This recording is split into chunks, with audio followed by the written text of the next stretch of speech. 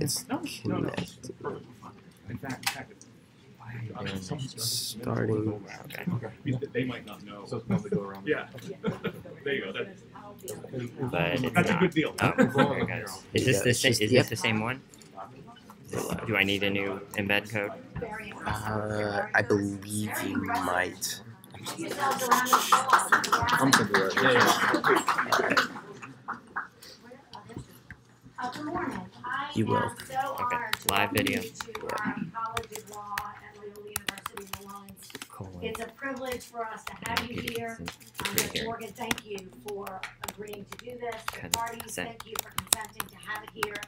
And if you didn't consent, thanks for complying with the order. Wherever that went down, Good. I'm not concerned about it. Okay, so give me the embed. It's just like it's gonna be like a minute behind. Is that it is really Embed. not a sure thing. It is the responsibility of all of us to steward it every day, all day. Because if we take it for granted, it can slip from us. And if you look back in history, it has in fact done that across the world. We're good. And so one of the things that is instrumental and necessary to a thriving democracy are open courts. Where the people get to see and hear and know and have voice. And so Judge Morgan and all of the parties in the decree, thank you so much for not only doing your job in this case, but also opening it more broadly so that people can bear witness and so that we can all do the work that we need to do. I want to introduce our new chief. Thank you so much. We'll give him a round of applause.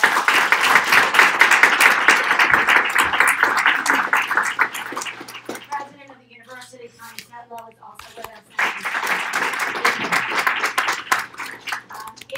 We have a lot of students here, and I want you to raise your hands.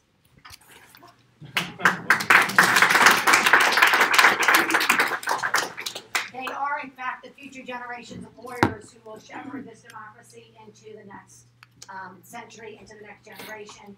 And it is incumbent upon us to be role models for them, to show them what it means, and that in fact it doesn't happen without them, right? This thing doesn't happen on its own. It happens with hard work and dedication and ethics and integrity and honesty and transparency.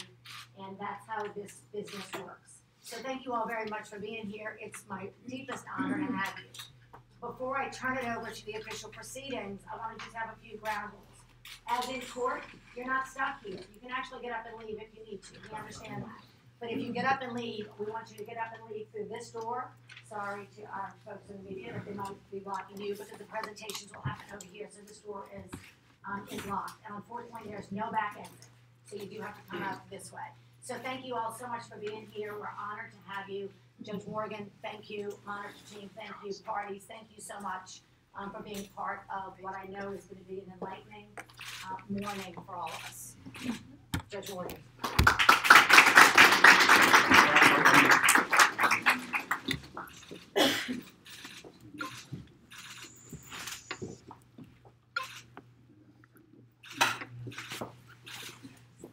All right, good morning. Welcome to this special proceeding focusing on the New Orleans Police Department consent decree. In an effort to make our hearings more accessible to the general public and to share NOPD's progress with a broader audience, we're holding this proceeding at the beautiful Loyola University School of Law. Thank you, Dean Landers and President Tetlow, for welcoming us here and for providing this beautiful venue. I want to welcome all of you here today, members of the community, elected officials, representatives of many organizations that have contributed to the success of the NOPD, Loyola Law School students and faculty, and last but not least, the media. A special welcome and thank you to members of the New Orleans City Council for the support and encouragement that you have given us. Also, a special thank you to the Lens for live streaming this important event so that even more members of our community will be able to see it. While we're not in my courtroom, and as you can see, I'm not wearing my usual judicial robe, I intend to run this proceeding similar to the way I run our quarterly public hearings. I'll start by asking the parties to introduce themselves. I'll follow that with some introductory remarks of my own, and then we'll hear from the monitoring team, the United States Department of Justice, and the NOPD. I will not entertain public comments or questions today, However, the monitoring team will hold a public meeting next month on Tuesday, February 19th at 6:30 p.m. at the Ashe Cultural Arts Center, at which the public and the press will be welcome to make comments and ask questions. So let's begin. Will the parties please identify themselves?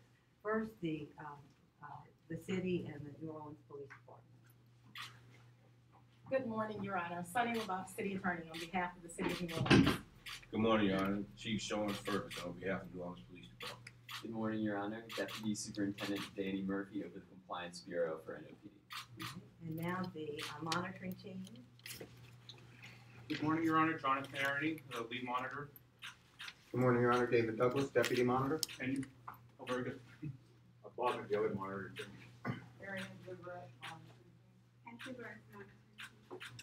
And the Department of Justice. Good morning, Your Honor. Jude Bull for the United States. Thank you all. I would also like for other members of the New Orleans Police Department who are here today to stand to be recognized.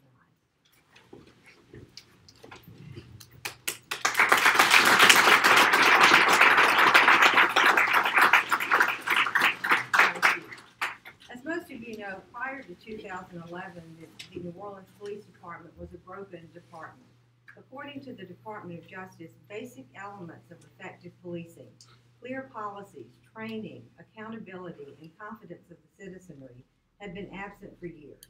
The DOJ found that the NOPD engaged in patterns of misconduct that violated the Constitution and federal law. It was against this background that the city and DOJ filed a joint motion to approve a binding consent decree in 2012. After hearing from the public and the parties, I signed an order approving the consent decree and making it an order of the court in early 2013. I remind us of this history not to dwell on the past, but because it highlights how remarkable the department's transition has been. As the monitoring team has reported publicly over the past several years, and as they report to me in chambers on a monthly basis, the New Orleans Police Department has made significant progress in every area of the consent decree. While this does not mean our job is finished, it is a noteworthy achievement.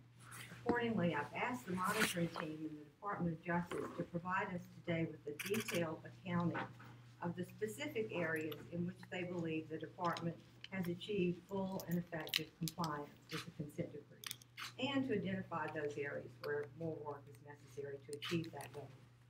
While NOPD's journey is not yet complete, its progress to date has already brought with it significant rewards.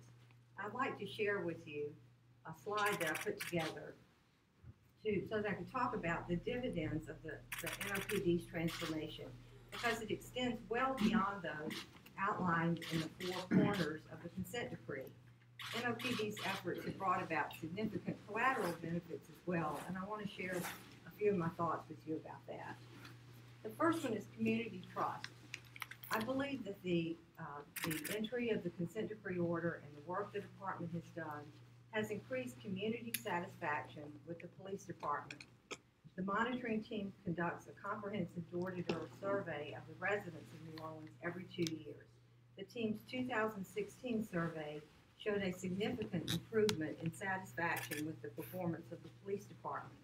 A recent survey by the Metropolitan Crime Commission showed a similar positive trend. The monitoring team has just completed its third biennial survey, and we expect to see even more improvement when the results from that survey are released in the near future. A second area where the city has seen benefits from the enaction of the consent decree is in constitutional policing. Residents of and visitors to New Orleans no longer fear the police department, as many did prior to execution of the consent decree. Uses of excessive force, canine deployments, and other problematic events have been reduced substantially, and the monitoring team will provide you details on those topics. Another thing that we've accomplished as a result of the consent decree and the hard work of the NOPD and its officers is burden reduction. Policing takes a lot of time of the officers and their supervisors. Without sufficient personnel, a police agency cannot fight crime, let alone undertake massive reform efforts. Unfortunately, NOPD is competing against police departments nationwide with a small pool of highly talented recruits. To offset the reduction in the number of officers we have here in New Orleans, the department has worked closely with the monitoring team to provide time-saving innovations and efficiencies. These efforts have freed up personnel to fight crime and answer calls for service. I'd like to go to my next slide. These, many of you may not know that there are actually many of the sections of the consent decree require enough police officers and supervisors for the city to come into compliance with the consent decree. And I've listed those sections here. I'd like to go to my next slide. These are some examples of projects that have been completed during the period of the consent decree that have allowed the NOPD to comply with the consent decree and to also increase their crime fighting and reduce the time in which they respond to calls. We've become much more electronic with the e-citation system. The e-gavel warrant system allows police officers in their car to electronically communicate with the magistrate judges who have to sign search warrants and arrest warrants, so they don't have to drive around for hours, find the judicial officer to sign, then go back and then execute the warrant. They can do it all from the car. This is a major innovation, and it saved so much time. I think that's one of the things that the police officers like the best. The city is working on traffic accident investigations to find ways to respond to what we would call fender benders without having to deploy uniformed officers to the scene. We're giving gas cards to officers. They were having to drive miles and for an hour to get to a gas station that was authorized to fill up their vehicle. And now some of them have gas cards so they don't have to drive back and forth across the river, and that's also time saving. You all know about the false alarm ordinance. There are many businesses that were they had repeated false alarms, and a police officer would have to respond to each one of those, sometimes thousands of times to the same business. Well, now, if that happens, the businesses are fined, and if it happens repeatedly, the police stop responding. We've done a lot of deduplication of effort. Officers were having to write the same thing 3 times on 3 different forms. If you can imagine how frustrating that would be. And we've done some things to reduce that, and we're still working to reach our maximum capacity on that. We put computers in the jail so that while officers are there waiting with people who are being looked into the jail, they have a computer access. ADD is officers who are not at work because of an injury or off or on the job. And of course, some officers have legitimate reasons they can't be at work. But we're looking at that to make sure that the system is not being abused, so that people get back to work as soon as they can, because we need those officers on the field. We have a more efficient alternative reporting system, which is either by telephone or online. And we've hired administrative assistants to take some of the burdens off of police officers that really should be being done by people who that don't need to be done by sworn officers. So I want to go back to my first slide. Another area in which the NOPD has benefited from the consent decree is its national recognition. Prior to the start of this journey, one would be hard-pressed to identify any reputable police department that wanted to come to New Orleans to learn how to police from the NOPD. Now our city is regularly visited by police departments from across the country seeking to learn from the NOPD. We've had officers from Baltimore, Chicago, New York, Washington, D.C., the U.S. Virgin Islands, Honolulu, and many more, all looking to share experiences with and learn from the NOPD. The stunning improvement in the department's national reputation has been reflected in the media as well. The department's achievements have been reported extensively in the Times-Picayune, the New Orleans Advocate, the New York Times, Police Chief Magazine, Just South Quarterly, Police Quarterly, and many others. I encourage all of you to read an excellent article that was in the Washington Post yesterday about our one-of-a-kind peer intervention program in New Orleans called EPIC, Ethical Policing is Courageous. I'm sure you'll be very proud of your department if you read about it. Another area where we've made significant improvements is in recruiting. In the past, NOPD found out the hard way it's difficult to recruit candidates into a dysfunctional organization. In 2010, NOPD employed about 1,441 sworn officers. By 2014, that number had dwindled to 1,145. Since that time, as the department has worked to restore its tarnished national image, the number of sworn officers has risen steadily to 1,168 in 2016, 1,189 in 2017, and 1,219 in 2018, and we expect more growth during 2019. At the same time, the department's efforts have resulted in lower attrition rates. I'm confident these trends reflect not only the department's renewed focus on recruitment, but also its renewed image in the local and national policing community. I also think some of NOPD's recent recruitment success is due to NOPD officers and leadership routinely traveling outside New Orleans to serve as ambassadors for the department and thought leaders at some of the country's most important policing events. For example, Superintendent Harrison is on the board of the Major City Chiefs Association, and he speaks across the country on a wide variety of policing topics. Deputy Chief Noel, who's here with us today, has presented to the American Prosecutors Association and many other groups. Both Superintendent Harrison and Deputy Chief Noel have addressed the International Association of Chiefs of Police on several occasions. Deputy Chief Thomas has presented nationally on topics of police reform and other topics. Deputy Chief Murphy has shared the department's technological innovations with multiple police agencies across the country, and I can tell you they are all very impressed with Deputy Chief Murphy and the programs that he's put into place here. And there are many other examples. Another area where we've seen improvement is officer satisfaction. As the community's perception of the NOPD has improved over the years, so has the perception of police officers themselves. I hear regularly from our officers that pride in wearing the uniform of the NOPD has been restored. We'll all be hearing more about this when the monitoring team releases its biennial survey results in the next month or two. Another important area is innovation. Troubled agencies spend little time innovating. Indeed, I venture to say that most troubled agencies are quite content with the way things being the way they always have been, and that may be why they're troubled. New Orleans was that department when we began our journey.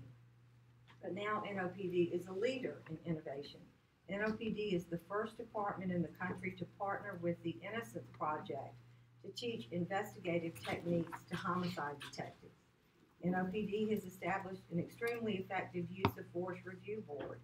NOPD has put into place a proactive critical incident video release policy.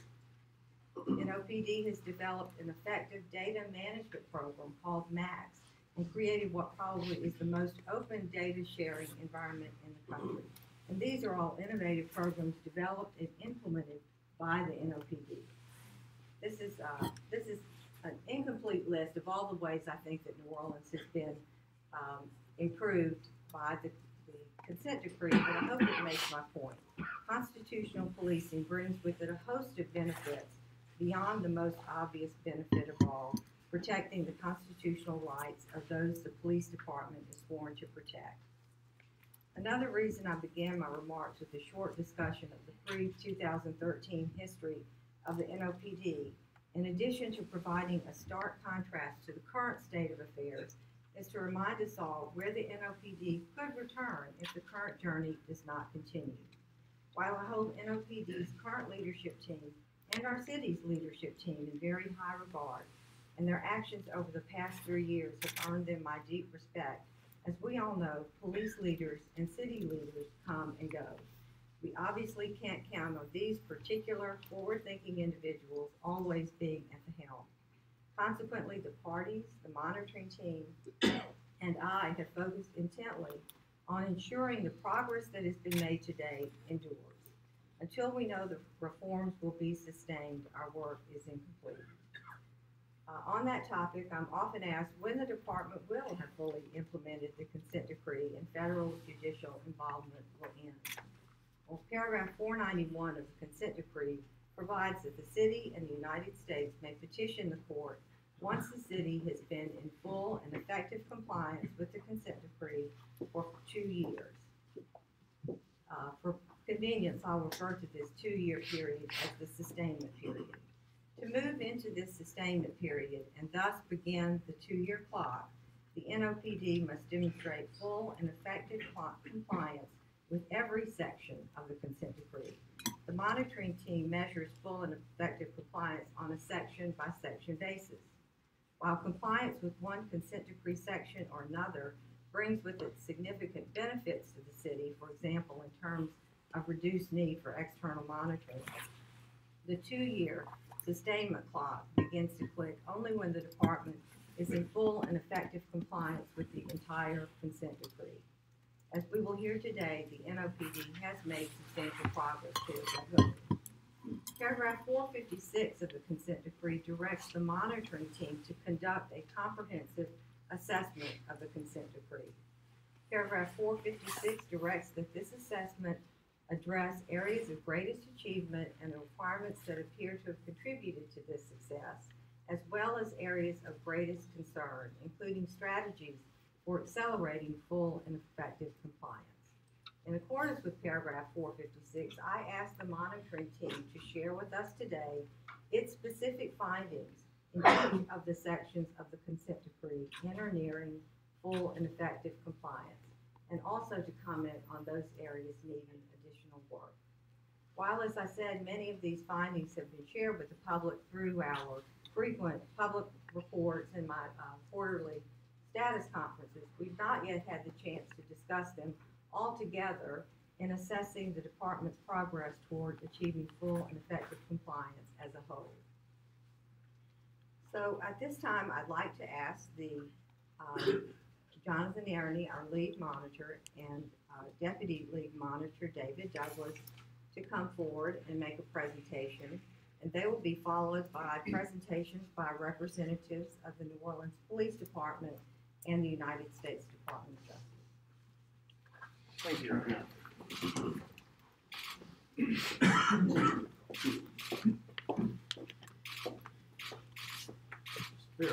Bear with us 1 second so we can change some slides around here.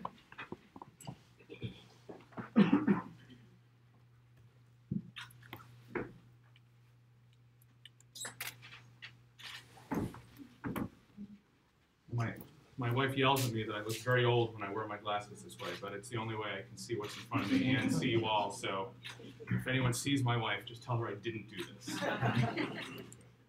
Your Honor, thank you very much, and thank you all for coming. This is such a great turnout.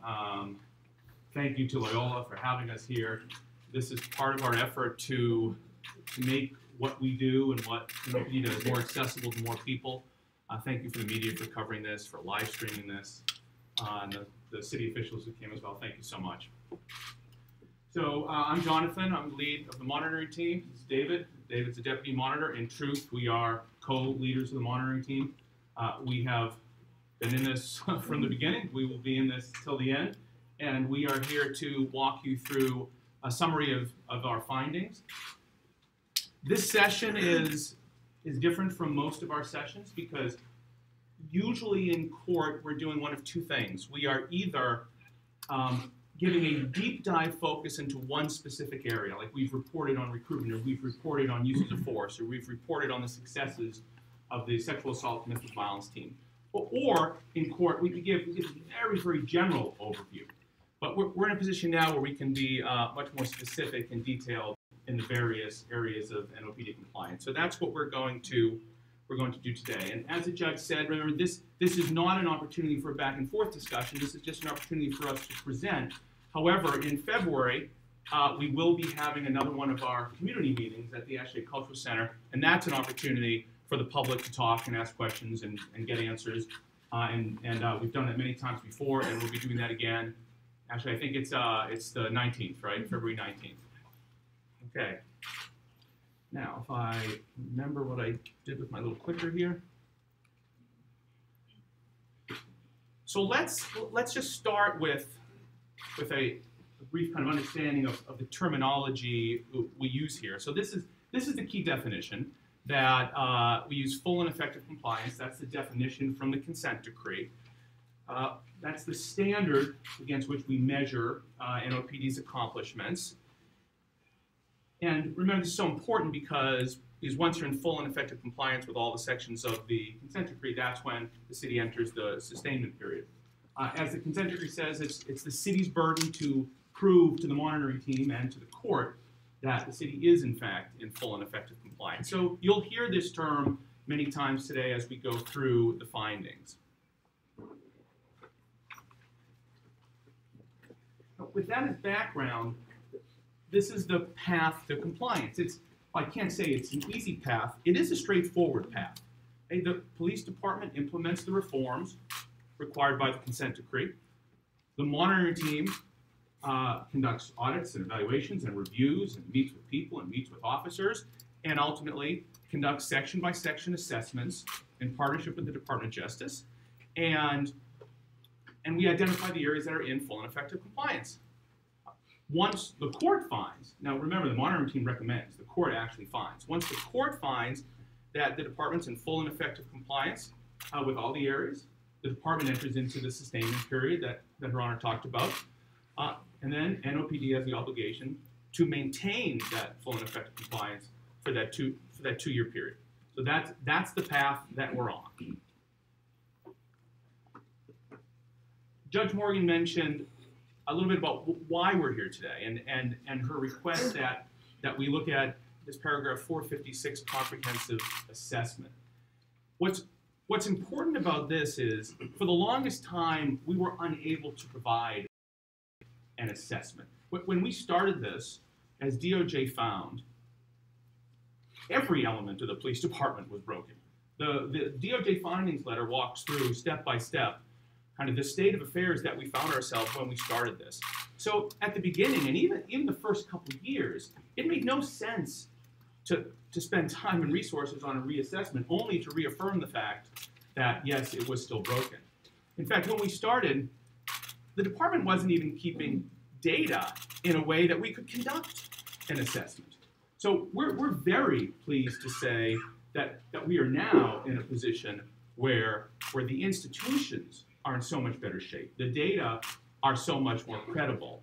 The systems are there that we can now conduct this sort of assessment. And this assessment formed the basis of the report, which we filed with the court yesterday, and serves for the basis of our overview here today as well. So I don't bury the lead. A brief executive summary of what we're going to be talking about over the next 25 minutes or so. As you've heard me say, anyone who has come to the court hearings before has heard me say this, the police department continues to make significant progress in every area of the consent decree. And that's very big news. There is not any area, even the areas that are harder and take longer, where progress is not being made. Multiple areas, as you'll hear David and I talk about today, have already achieved full and effective compliance, and we'll have a list of those for you in a moment. You'll hear me say this again, you've heard me say it before, but the NOPD leadership team deserves significant credit for what it has done. Okay? We could not have done it without NOPD's leadership team and the men and women of the police department. I like to think they could not have done it without us, but it's this partnership with the Department of Justice, the court, NOPD, the city, and the monitoring team that has allowed us to go forward. And you already recognize a lot of NOPD leaders here today. I personally applaud them for taking this so seriously and caring so much about the future of the department. Obviously, their continued focus on this is going to be critical to get the department to the finish line. I've known Sean Ferguson for a while. I have no doubt about his continued commitment to this, and so I'm thrilled, Superintendent, to have you on board. Now, as you'll also hear, some of the consent decree paragraphs still require additional work. And some of these areas are significant. These are important things that are very complicated, hard to get done, and that need to get done.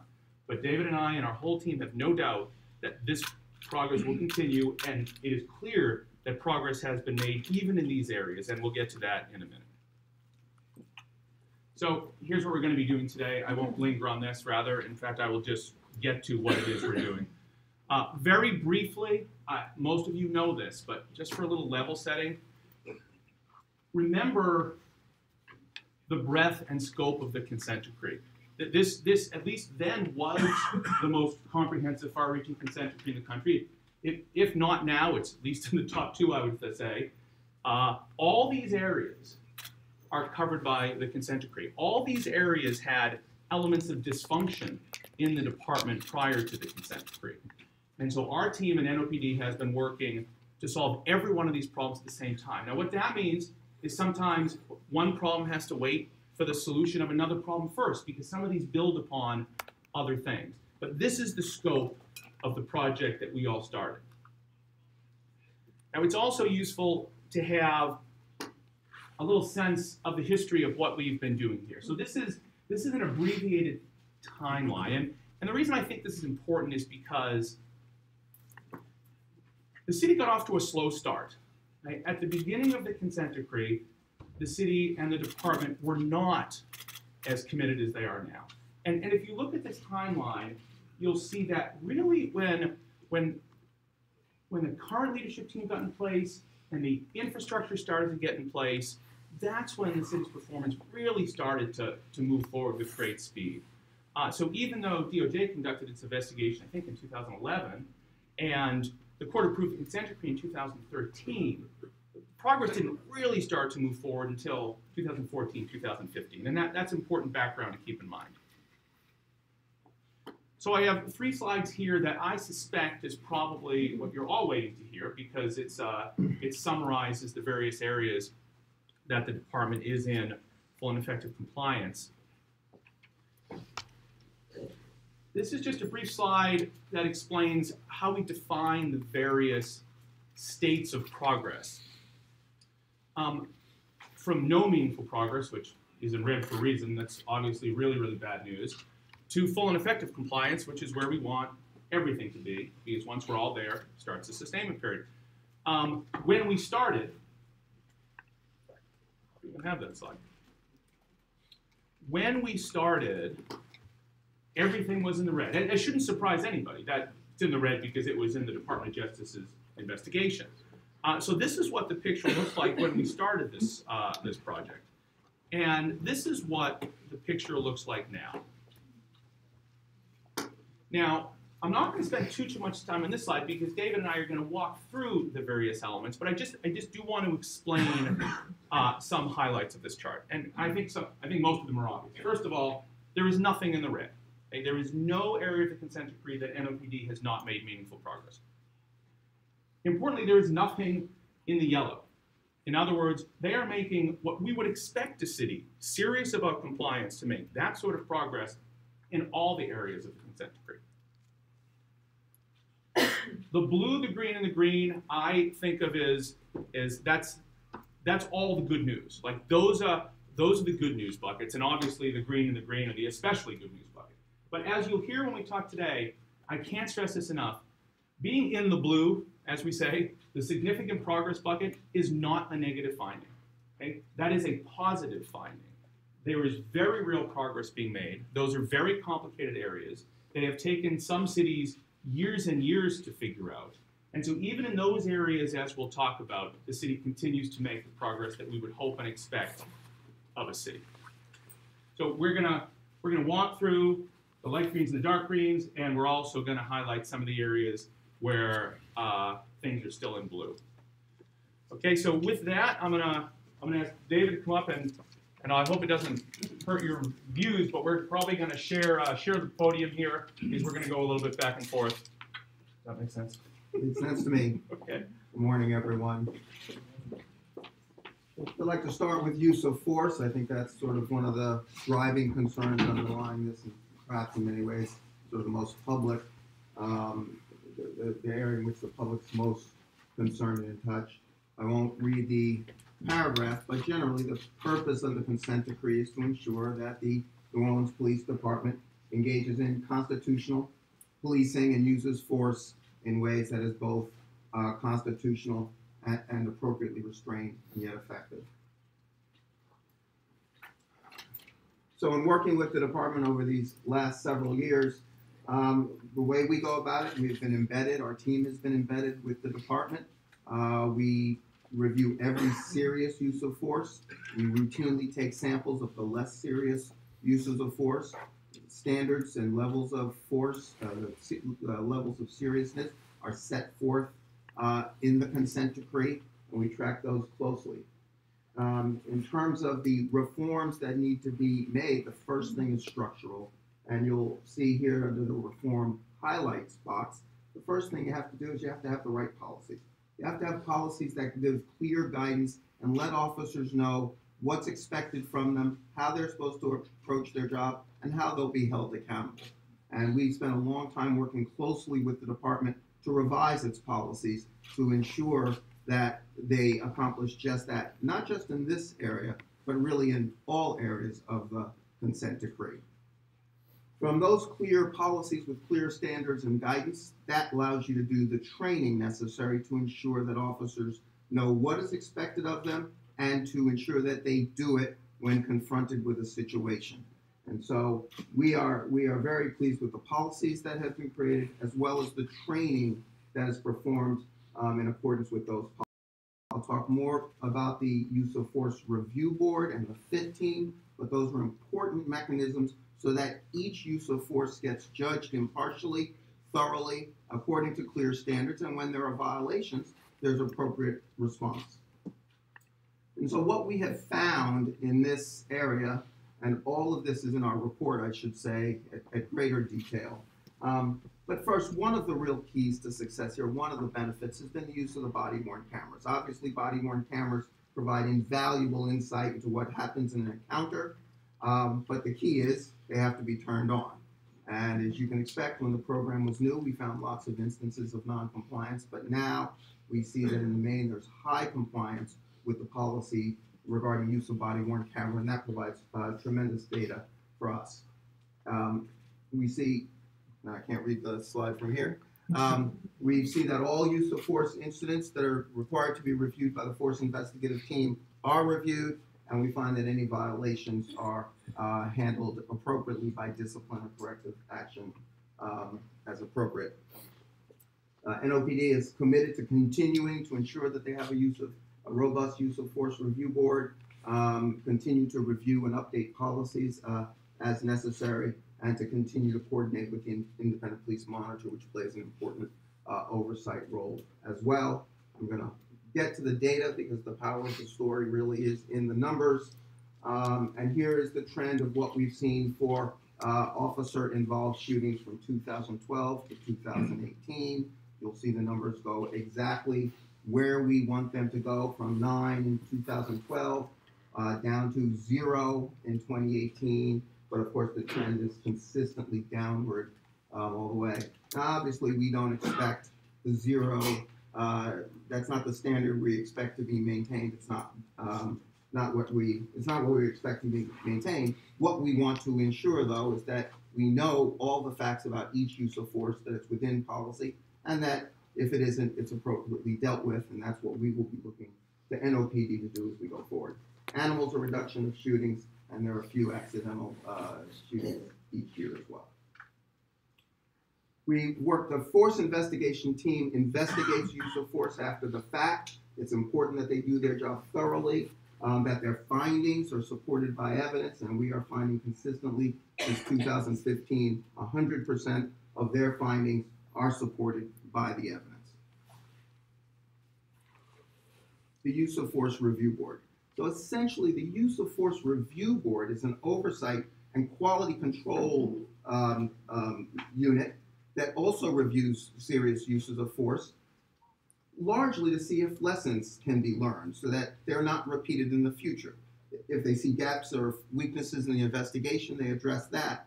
But it really is an important mechanism to ensure that the department continues to learn from mistakes that may have been made and to make changes, and they feed some of those lessons into the academy so that it can be used to train new recruits. We are very impressed with what we've seen in the use of force review team. The discussions are candid, the discussions are robust, and they really have served their purpose of making a better department. Canine bites. This is one of the big successes in the findings letter. The Department of Justice found that the canine unit was so dysfunctional that the canines were biting the handlers, and in fact, the unit was shut down. But now what we're seeing, we have a steady decrease in the number of deployments. The key here, however, is that in 2018 and 2017, we had no bites and no off-lead deployments. So there's been tremendous leadership in this section that has really brought us today, and it's a unit that's working very well. Vehicle pursuits, there are always going to be vehicle pursuits, but the policy's been tightened up. Vehicle pursuits are authorized only in the case of a violent crime. I believe in 2018, we only had one vehicle pursuit that was out of policy. And you'll see here, I don't want to spend a lot of time with this slide, but one benefit to a better vehicle pursuit policy is fewer accidents and less property damage, which costs the city money and takes units out of service. So, so overall, the numbers for use of force are all going in the right way, and they're going in the right way for the right reasons, namely because the appropriate structures are in place to provide the necessary guidance and accountability, and we are very impressed with the results. Jonathan, you want to add anything on that? The only quick thing I'll add on the Use of Force Review Board is just a brief anecdote which highlighted early on the seriousness of NOPD leadership. And one of the early Use of Force Review Boards, there was a member of rank in the meeting, maybe a commander or a lieutenant or somebody, and the person felt a little uncomfortable, and the person said, wait a minute, this seems wrong. We're Monday morning quarterbacking. And the deputy chief in charge or leading this meeting stood right up and said, yes, that's exactly what we're doing. That is our job. That's what we need to do. And he was very serious about that comment. And we looked very closely to make sure the Use of Force Review Board is not kind of sweeping things under the rug. And as David said, we have been very pleased at the seriousness, honesty, robustness of those discussions. So let's move, as I said, David and I will do a little tag team here. Let's move to Crisis Intervention Team, which frankly was, NOPD had a lot of early successes in this area. CIT is very, very important for a couple of reasons. Okay, one, it's obviously important to citizens, community members in mental health crisis who need a knowledgeable person coming to their aid so encounters with those people don't end in a police use of force. But they're also equally important to the police officers who are at risk when they encounter people in mental health crisis as well. And this, I gotta admit, this program is so enjoyable to talk about because the NOPD officers are so proud of their accomplishments here. The NOPD officers who are CIT trained wear their pin very, very proudly. And when we're talking to officers, as we do all the time, as certainly every police officer here knows, we don't monitor from a desk. We are out there in the field. And when we talk to police officers, they speak about the CIT expertise with pride. Like, we might be at a scene, and they're very quick to say, oh, let Mary needs to handle this. She's CIT trained. And so this has really worked very, very well. So here are some of our highlights. Very early on, under the leadership, frankly, of Danny Murphy and others, the department implemented a proven model for CIT. Our team was impressed with it. They had a very good structure to get the CIT program set up. The training very early on was very good training. We watched the training. We provided some guidance as they moved out with the training. And we have seen the training has been effective. As I said, officers are very proud of their successes here, and rightly so. One key thing that's worth hitting here is this is one of many examples where the department has gone above and beyond the requirements of the consent decree. So the consent decree, I believe, calls for 20% training in this area. The department has moved up to 37, and even that's not enough. They're continuing to try to get to 40% of the officers trained. And actually, wouldn't surprise me at all. I think the city and the department would love to have every officer trained in this. And so it's just a great example of a success, but not being satisfied enough with the success. Some of these slides are in our report, so you can look at them there. Just want to highlight the trend. It's the right trend we want to see. Officers continue to be trained in CIT. They continue to want to be trained in CIT. And importantly, once we were comfortable that the officers were being trained, we then had to refocus our efforts to make sure the officers were being deployed, right? Is the city getting the CIT officers to the scenes that need a CIT officer? That takes a little bit longer, but even if you look there, we see a great trend. And thanks to the communications district, actually, and I think the director of the communications district is here somewhere, they have done a great job working with the department to make the deployment of CIT officers more efficient and effective. And that's why I think we're seeing that upward trend there. There's more on CIT in our report, as I said. I want to hit two other ones relatively quickly, and then I'll probably tag it back over to David. So I want to talk about these next two areas, custodial interrogations and photographic lineups. Both were significant problems identified by the Department of Justice in its report. So custodial interrogations, we all kind of have this image of what this is because we've all seen TV shows and movies where someone's brought into the interrogation room and the white light and the door's closed and no one knows what's happened in there. And I'm very happy to say that that does not happen in New Orleans. This was a difficult one to fix, frankly, for the police department. And not because, frankly, there were a lot of officers, frankly, beating up people in the interrogation room. What was really hard for the department was the technology aspects, the record-keeping aspects. And if there aren't records kept, if there aren't videos, then in our view, you don't get credit for anything. We do not know what goes on in the room if we don't see those protections in place. So through the hard work of a member of our monitoring team, Chief McNeely, and other people on our team, and the hard work of the department, even though it was a slow start, they made great progress. The policy is strong, the training is strong, the practice is strong. We still conduct regular audits. They're doing a great job in all the audits. The interrogations are being recorded and logged. We do not see problems in the interrogation room, and they're maintaining those logs. This is what the picture looked like in 2014. Hey, N is not good, by the way. Hey, N is bad. And remember, this is only 2014, not that long ago. And this is what the picture looked like the last couple times we conducted our audit. To be clear, C is good. Okay? So this highlights the great progress we've seen in this area. Now, a similar story with respect to photographic lineups. And again, to make sense of this to everybody, because you've all seen this on TV shows and movies as well, the quintessential thing you worry about in a photographic lineup is an officer that shows pictures of someone to a witness and says, tell me who the bad guy is, and then points at the bad guy. Right? That's kind of what you see in the movies happens. Or, okay, tell me who the bad guy is, and it's 4 white people and 1 black person, right? Or 4 people with my kind of haircut and and 1 person with Danny's young, robust haircut. So that's, I mean, to put it simply, that's what we're looking at there. And here again, it took the department a while to move into compliance in this area. The big contributor to that was the lack of records, the lack of technology. But here again, our audits show they've done a great job now. They have a strong process, strong policy, strong training, and most importantly, we care about the results. We look at the results and we do not see the violations that we used to see. So here again is the picture. This is only in 2014, not that long ago. As we said, N's not so good. And then in our audit, more recent audits, we see compliance across the board in this area. So we're very proud of the achievements made in these 2 very important areas. The last one I'm going to hit before I tag out, I think, is I think one of the biggest achievements for the department, but it's also an achievement that came through a lot of pain. Okay, we divide policing free of gender bias into 2 areas: sexual assault response and investigations, and domestic violence response and investigations.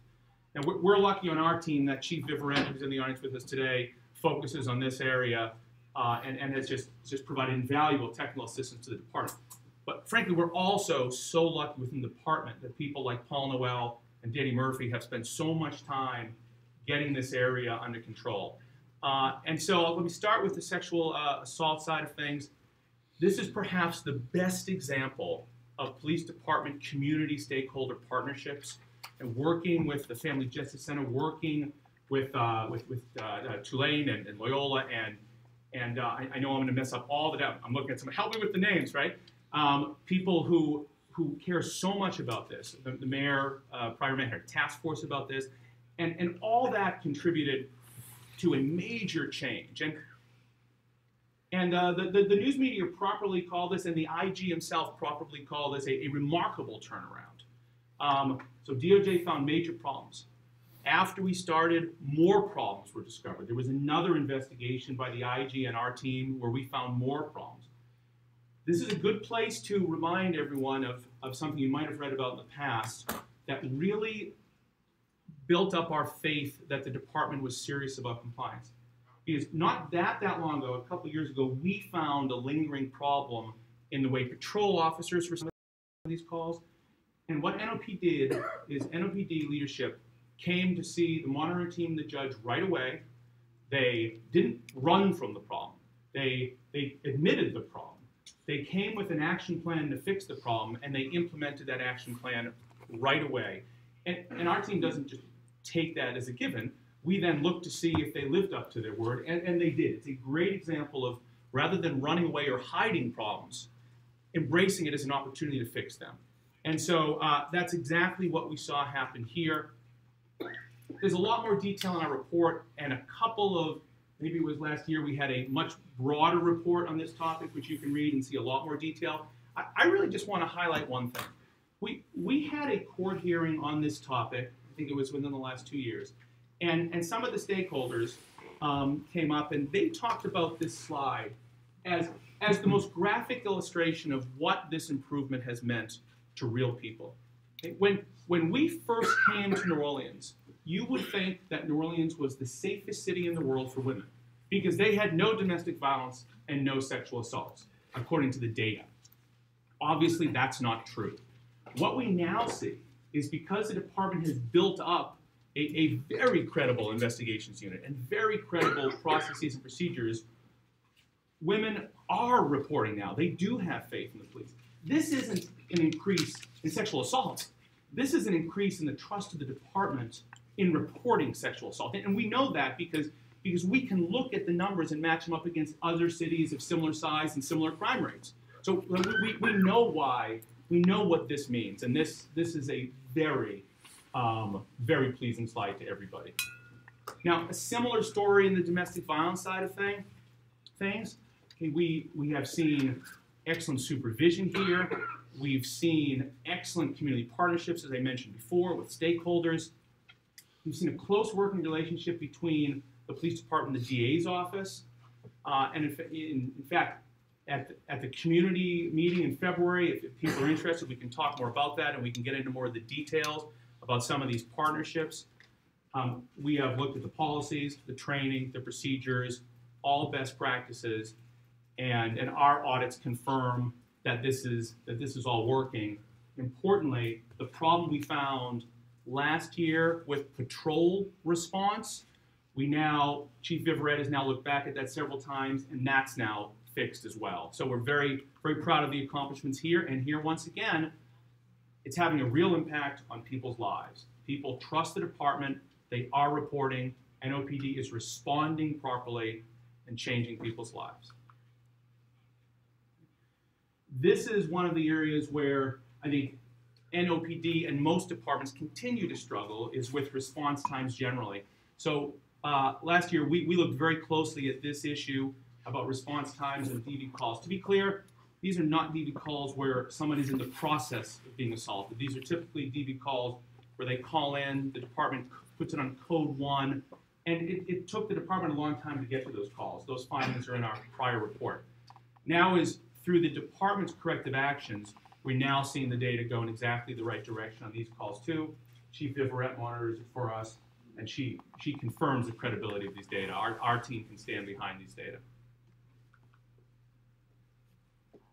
I don't think I get to tag team to you here, right? I think I get one more. Lucky me. Officer assistance and support. Officer assistance and support is an interesting one because I think at first glance, some members of the community might not think that this relates as directly to their lives on the street every day. What we have seen and what we have learned over the course of our monitoring is this very much relates to the community satisfaction, the community comfort, because this ties directly to how officers do their job. It's a very stressful job being a police officer. Stressed officers, tense officers are more likely to use force. They're more likely to make mistakes. They're more likely to put themselves at risk. When we came on board here, though, the department did not have any respectable program for their officers. I think it was a shame, okay? And I don't hesitate saying that. It was not fair to the officers. The first year or two, the department still didn't step up in this area. I think it was a shame. But then the department realized that, hey, this is a problem, and they worked together, and they got a program that everyone should be proud of. In our view, there's room for further growth. Officers deserve one of the best wellness programs around because of the stress and tension of the job. But they have put together a very credible program. They have an excellent director of the program in Ms. Thibault. They have policies that work. They have regular training. We see the feedback when we talk to officers, and the feedback is positive. We've watched the training. The training is effective. As I said, we'd like broader services available to officers. I think that's the best way to keep them and citizens safe. But what we're seeing is terrific. Now, to just illustrate a little bit of this, this is a survey that the department conducted. It's not our survey, but I'm willing to show it here because it is consistent with what we see when we talk to police officers. And what we're seeing is police officers who, as a rule, do not like to share their feelings and problems with others. Okay? Police officers are a very hold it close to the vest group of people, but they are, in fact, reaching out when they need to the Office of Officer Assistance, and they are referring friends when they need to. And the fact that they felt good about it and they're willing to do it again when necessary is excellent news. Now I'm tagging out to you. You're tagging out to me. All right. Someone may have. Yeah, thank you. Secondary employment.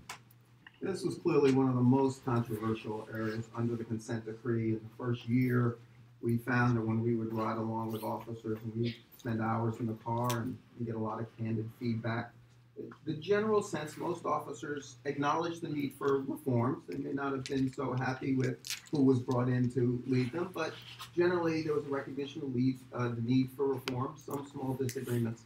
But I will tell you, secondary employment was one of the areas that really engendered some of the most heated opposition, candidly. It was a long entrenched system, but the simple fact of the matter is the Department of Justice found it undermined the chain of command. It led to corruption. It really just undermined the quality of services. So it wasn't the unregulated informal system just could not be allowed to remain in place if you're going to have a truly professional police department. Creating, however, a system for regulating secondary employment really was a unique challenge because it didn't just require changes in policies within NOPD or practices. It really required the city to create a new business unit that had to manage work, had to ensure people got paid, and it's really ultimately a customer service unit within City Hall. So it has to deal with both the officers who work secondary employment and can choose not to, and the people who hire NOPD officers for details. So it really was creating a small business unit within City Hall. Colonel John Salomon did a wonderful job putting those systems in place. So we have new policies and training. The office is up and running. There's been a successful transition to the new acting director, Fabian Beverin. We work closely, so it's working well. We're finding 100% compliance. The data keeping systems in OPSI are working well. There's been a decrease in violations, but the ones we find are referred over to the department, and there is appropriate discipline. So from where we started, where at least many officers said they weren't going to work in the new system. We are now seeing the success of this program. This chart shows the number of officers who are now working details, and it's grown steadily over time. As a result, other employers then had to increase pay rates to attract officers. So the end result of this project is not only that participation is at pre-consent decree levels, but the pay rates are higher than they were. So I like that as an interesting observation about the effects of capitalism. We're seeing a steady decrease in violations, which we really as an indicator that the system works and that we have buy-in and the officers know what's expected of them and they're complying with it. Misconduct, complaint intake, investigation, and adjudication. This was, along with use of force, in fact, this one was probably the biggest transformation in the department. The department had systems, but to be candid, they weren't consistently enforced. They allowed for a lot of favor. They didn't provide clear standards.